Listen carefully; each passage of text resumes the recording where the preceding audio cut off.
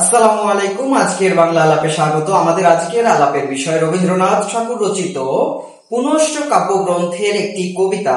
কবিতাটির নাম হচ্ছে কোপাই। কোপাই একটি ছোট নদীর নাম।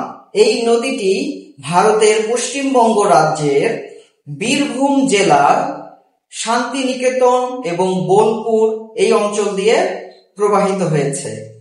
এই কোপাই নদীর সাথে রবীন্দ্রনাথ ঠাকুর পদ্মা নদীর তুলনা করেছেন। আমরা জানি যে রবীন্দ্রনাথ ঠাকুর 1891 খ্রিস্টাব্দে আমাদের পদ্মার পাড়ে চরে বসবাস করেছিলেন। 1891 থেকে 1901 এই 10 বছর মোটামুটি তিনি পদ্মা পাড়ে জীবনযাপন করেছিলেন। এ সময় তার সোনার ফসল ফলিয়েছেন। তার বিখ্যাত কাব্যগ্রন্থগুলো এবং তার প্রায় সমস্ত ছোট গল্পগুলো এই সময়ে রচিত হয়েছিল। কোপাই কবিতার মধ্যে কবি প্রথমে পদ্মা নদীর তুলনা করেছেন এবং বলেছেন পদ্মা হলো প্রাচীন পুরাণে উল্লেখিত একটি নদীর যার নাম পুরাণে আছে এবং এই নদীটি বিশাল, এই নদীটা নির্মম। এর নির্মম কি? এর পদ্মার পাড়ের মানুষ সবসময় আতঙ্কিত থাকে যে কোন সময় এই নির্মম নদী এসে আমাদেরকে ভাসিয়ে দিয়ে যাবে।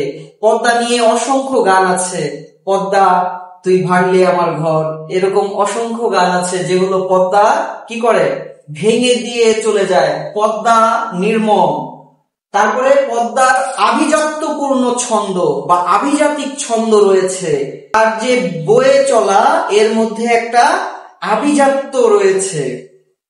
তার উৎপত্তি হলো পাহাড়ে, সেজন্য পাহাড়ের স্মৃতি রয়েছে। আবার তার পতিত হওয়ার স্থান হলো সাগরে, সাগরের একটা আহ্বান রয়েছে।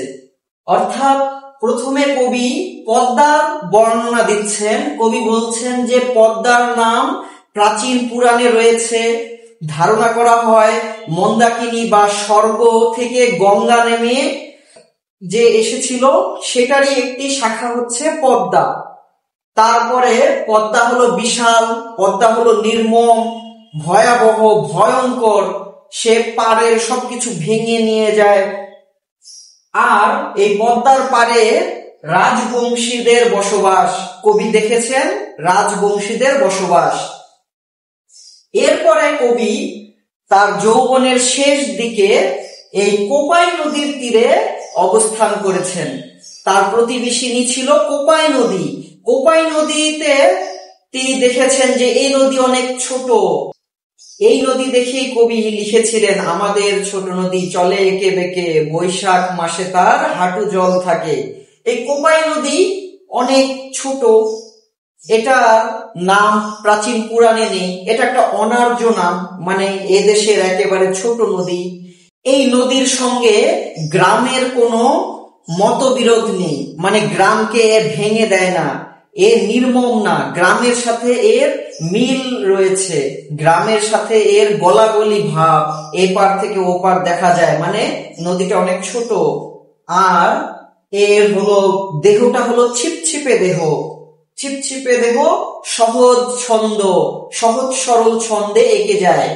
আর ভরা বর্ষায় ভরা যৌবন প্রাপ্ত গায়ের মেয়ে যেমন উচ্চ হাস্যে উচ্চ স্বরে হেসে হেসে চলে, এঁকে বেঁকে চলে যায়, এরকম ভাবে সেই নদীটাও চলে যায়।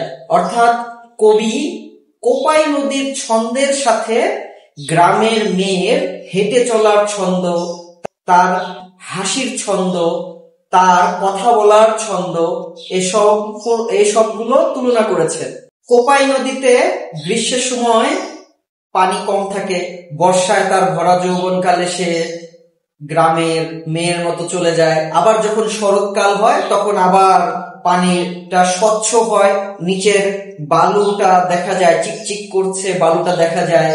এবং এই সময়ের যে মলিনতা বা এই যে পাণ্ডুরতা, এটা কিন্তু তাকে লজ্জা দেয় না, এটা তার একটা শোভা। কবি বলছেন যে তার ধন উদ্ধত নয়। উদ্ধত মানে কি? একবারে আমি সব ভেঙে চুরে দুমড়ে মুচড়ে দেব, এটা একটা উদ্ধতা, এটা নয়। আবার তার দৈন্য মলিনতা নয়, এই যে সে যে মলিন হয়ে গেল শরৎকালে, তার জল নেই, পানি নেই, নিচে চিকচিক করে বালি দেখা যাচ্ছে, বালিগুলো দেখা যাচ্ছে, তার যে এই যে একটা দৈন্য অবস্থা, অভাব, তার যে পানির অভাব, যে একেবারে নদীটা শুকিয়ে গেছে, এই দৈন্য এবং উদ্ধত এ দুটোই তার শোভা। তার তার ধন উদ্ধত নয়, সে উদ্ধত আচরণ করে না। আবার সে যে এই যে পাণ্ডুর হয়ে যাচ্ছে, মলিন হয়ে যাচ্ছে, এটাও তার দৈন্য দশা না, এ দুটোই তার শোভা বৃদ্ধি করেছে। এক, সে পদ্মার মতো উন্মত্ত না, উদ্ধত না। আর দুই, পদ্মা তো মলিন হয় না, পদ্মার জল সব সময় থাকে।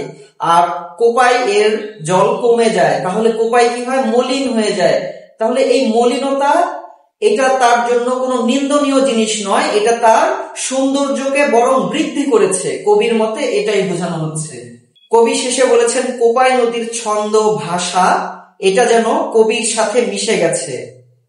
কোপাই নদীর তীরে সাঁওতালদের বসবাস, সাঁওতাল ছেলেটা যাচ্ছে, কৃষক ধান বোঝাই করে যাচ্ছে, পিছনে পিছনে একটা কুকুর যাচ্ছে, এবং তারপরে একজন গুরু বা শিক্ষক যাচ্ছে, যার 3 আনা বেতন।